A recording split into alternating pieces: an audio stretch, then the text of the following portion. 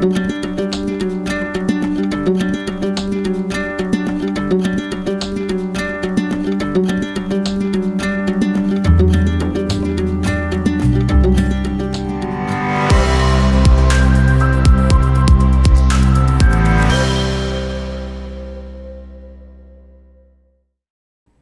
everybody, I'm Melanie. Welcome to another episode of Game Night Date Night, which is sponsored by Games and Couple, which is part of Oshrat Online Counseling, and they concentrate on couple counseling, and they utilize a lot of board games in their counseling session.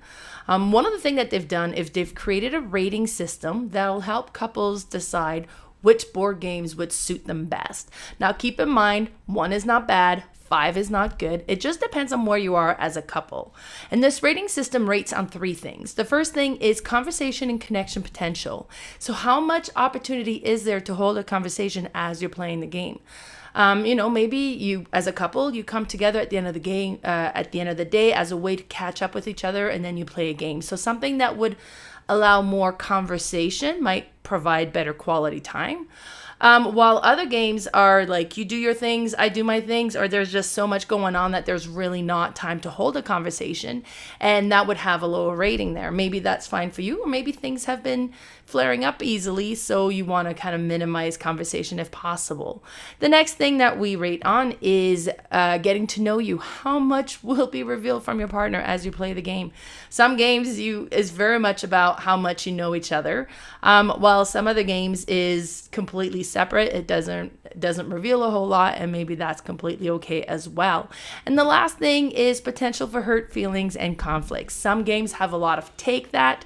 Some games are very much there's a winner, there's a loser, and depending on how it comes about, that could flare up some hurt feelings. While other games maybe it's cooperative and everybody is working towards the same goals, working together. In that case, chances of hurt feelings are considerably lower.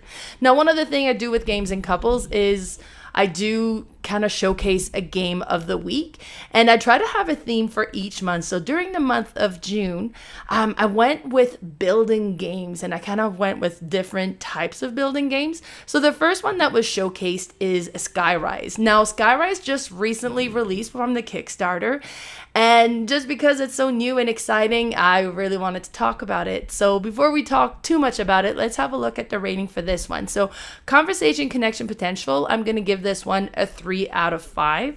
There's quite a bit going on, and there's quite a bit you want to consider between your turns, so that you may not have tons and tons of chance to hold a conversation, but there's definitely some room for to catch up with each other as well. Getting to know you, I'm going to give this one a 3 out of 5 as well. This is a bidding game. That's kind of area control bidding game. So it's interesting to see what they're going to go for, but there's not tons and tons to kind of discover from the other person.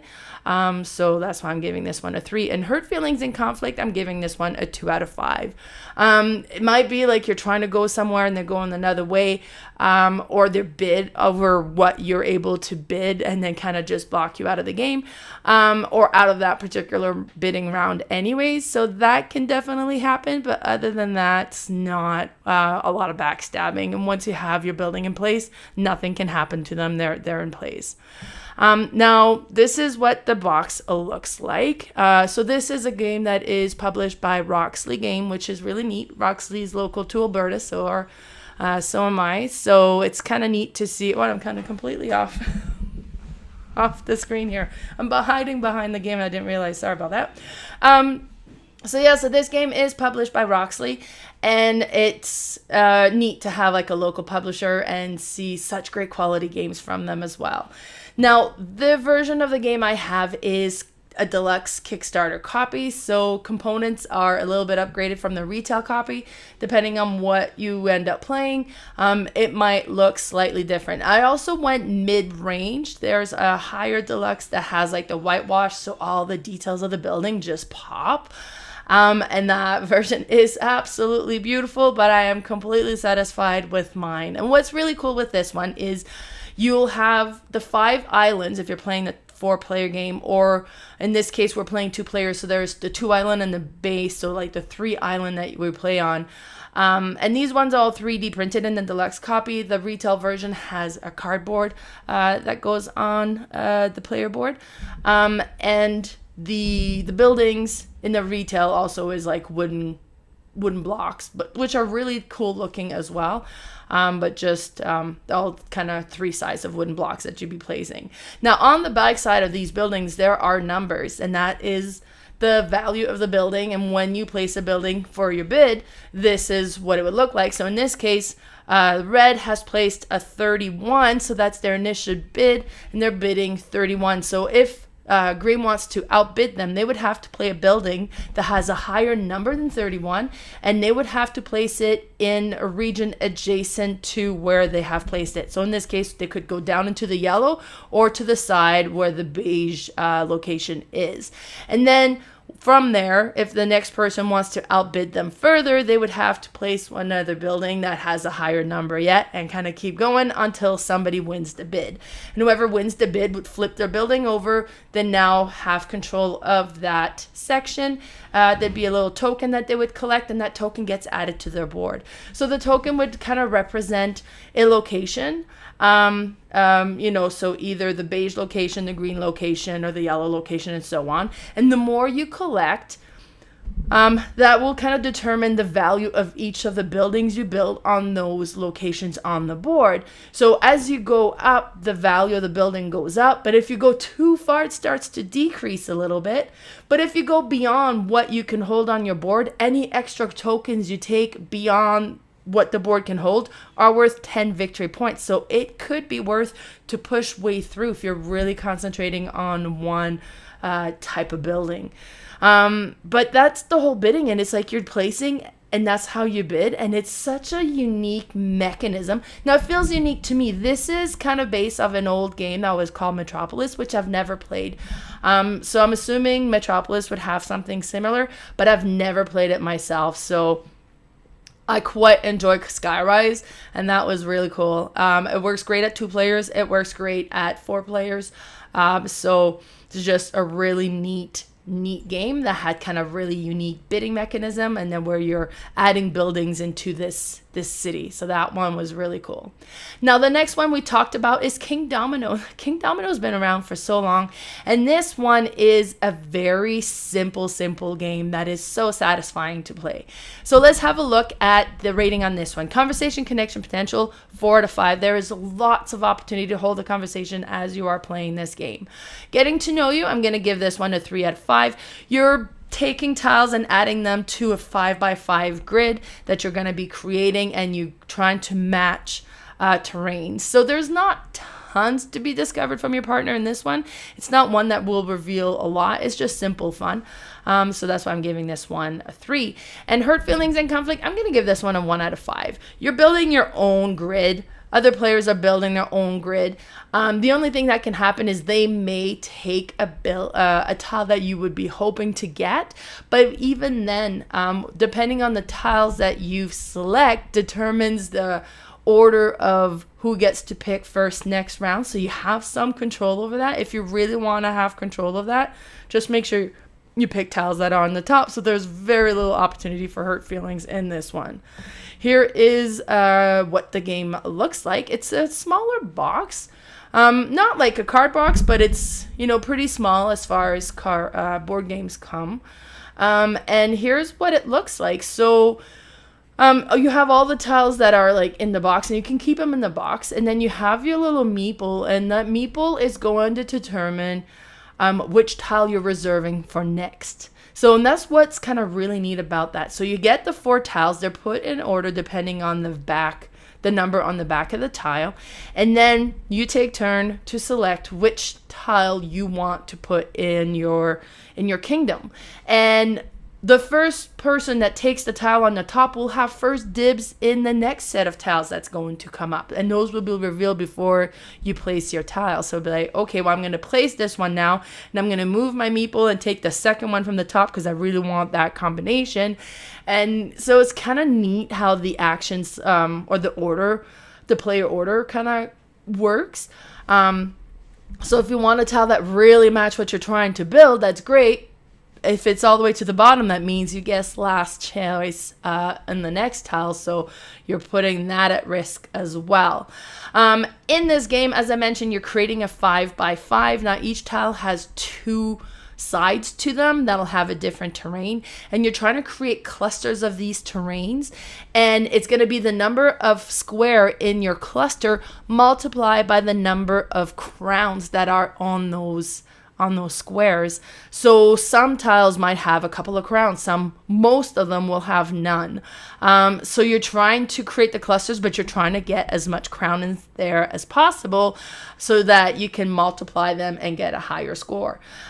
You can, depending on how you play the game, end up with gaps in your 5x5 and not being able to place every tiles. I've done that quite a bit. And then at the end of the game, you just tally up each clusters that you've created and how much they scored, and whoever has the highest score is the winner. So very simple, straightforward kingdom building game, but it's really neat and satisfying and just kind of a quick, neat filler game to play. Now, the next one we talked about was Acquire. This game was published in 1963 originally. My dad was 3 years old when this game came out. And they've... Restoration Game kind of did a newer version of it, and I think there's been multiple versions throughout the year as well. And it just goes to show how great a game it is that so many years later is still relevant and still a great game that still gets published. Now let's look at the rating. Conversation and connection potential, I'm going to give this one a 4 out of 5. Decisions are fairly simple. You draw all of these little tiles that you're going to put in this grid, and you're going to place them, and it's either going to create a new hotel suite or branch company. I don't know, what do they call them, hotel lines? I don't know. So you would create a new hotel company, or you're going to add to an existing hotel. So it's just kind of pick one and place it down and then buy some stocks from that. So it's very simple decisions. Lots of opportunity to have a conversation. Getting to know you, I'm going to give this one a 3 out of 5. There's some interesting choices you can make. Will you create a new hotel? Will you add to the other one? If there's ever 2 hotels that connects with each other, the bigger one takes over the other one. And then with those stocks, you can either sell the stocks to get the money to buy more stocks as you play the game, or you could convert 2 to 1 for the new hotel you just took over. And the bigger the cluster of tiles that represents the hotel, the more those stocks are going to be worth. So just kind of neat, like, what will your partner pick, right? What will they go for? Hurt feelings and conflict, I'm going to give this one a 2 out of 5. It's going to be like you're building to merge, and then be like, okay, I'm not going to merge yet, and then they come and merge. On you, that can happen. But, I mean, it's fairly minor. So there's not lots and lots of backstabbing. So hurt feelings and conflict is pretty low in this game. Now, this is what the box looks like. I love the bright colors in it. I think it looks great. I think the original one was quite a bit more dull looking, so which makes sense. And here is what the game looks like. So I picked this picture just because it shows kind of like how the whole setup works. So you have the stocks and the money in the middle of, like, kind of between all the players, but you can actually leave the box and all the tiles are in there, and you just kind of randomly look away and randomly draw some tiles that you add in front of you. So you always have, I think it's 5 tiles, and you would pick what you want to add to that grid. And as soon as you create a cluster of 2, you can assign a hotel to it if there is a hotel available. I believe there's like 6 or 7 different hotel lines that you can select from. And as I mentioned, if you ever merge them together, then you put the hotel back and then it becomes the bigger one, and then you can convert your stocks, or you can get more stocks. And at the end of each round, you can buy 3 stocks. Now, if you ever create a hotel line, then you get a stock automatically for doing that. And then if you create the merger, you get an extra stock for doing that as well. I found this game so interesting and satisfying, and I quite enjoy it. And it was interesting to be like, okay, so I'm slowly growing this little hotel here, so maybe I'm going to buy a lot of those stocks because they're cheaper right now when they're small. And then as it grows, I'll merge it and then be able to convert them for the bigger one, because those are quite expensive now, but I'll be able to trade 2 for 1 and then actually kind of grow on getting a lot of those bigger hotels, so that at the end of the game, my stocks have more value. And it's whoever has the most money at the end of the game once you sell all the stocks. that wins the game. Very neat. I mean, if you're not into that theme, it could feel a little dry, I suppose. I personally quite enjoy that genre, so it worked amazing at 2. I'm assuming higher player count will make it interesting as well. I've only so far played it at 2 players. And then the next one we talked about during the month of June is Wild Tiled West. So this was the first time I played this one. I actually not really come across it. It's a bit of a bigger game. What's really cool with it, first of all, is the way that it's all organized, so it's quick and easy to get playing. Everything fits into the board, so you just pull the board out and everything's on there. But before I talk too much about the game, let's look at the ratings. So conversation, connection, potential, 3 out of 5. There's quite a bit going on. You can definitely hold a conversation, but you might be distracted a little bit because there's quite a bit to consider when you're playing the game. Getting to know you, I'm going to give this one a 3 out of 5 here. Again, you're building your own city. There's multiple cities, so you're building like your own area, and people have their own player board that they'll be adding to it. So you might be so busy looking at your own, you're not really going to pay a whole lot of attention to what everybody else is doing. At least I didn't. But if you do start paying attention, it's interesting to see what the other players are going to pick and what they're going to concentrate on. Then hurt feelings and conflict, I'm giving this one a 2 out of 5. You're building your own board. Nobody can touch what's going on your board. However, you roll dice at the beginning of the game that's going to show which tiles are available this round, and some will have cost associated with it as well. And it could be like, oh great, the bank is there and I really need that and it would fit just perfectly there, so I'm gonna get the bank building, but before your turn comes around, somebody else has taken it. So that's really the only thing that can happen that could create some frustration, but it's something to be considered if that's something that bothers you. Here is a picture of the box of the game. I think it's such a cool, kind of fun looking cover. I quite enjoy that one. And here is the game. So you have the board in the middle, and you can see that that is recessed and there's tiles in the holes there. And you have the dice, and there's blue dice and green dice. And the green dice are like D20, so there's 20 numbers on them. And the blue dice, I think there were... It goes to 8, so a D8. And then you would roll, and then where the dice falls, you place the dice in the kind of shows what that is, and you can get the tile that's assigned to that. And then you're going to be covering your board. And you notice on the board there's certain things that you can cover up. When you cover those up, you gain those benefit. If you cover the horseshoe, that's great, because any horseshoe that's shown at the end of the game are negative points. And then you'll see like there's different things you can do. So you'll have some outlaws that shows up, but if you ever place a sheriff and you have a bullet, you can shoot them down, and actually the bullet becomes like a little tombstone, and you'll put the tombstone to show that they've been killed.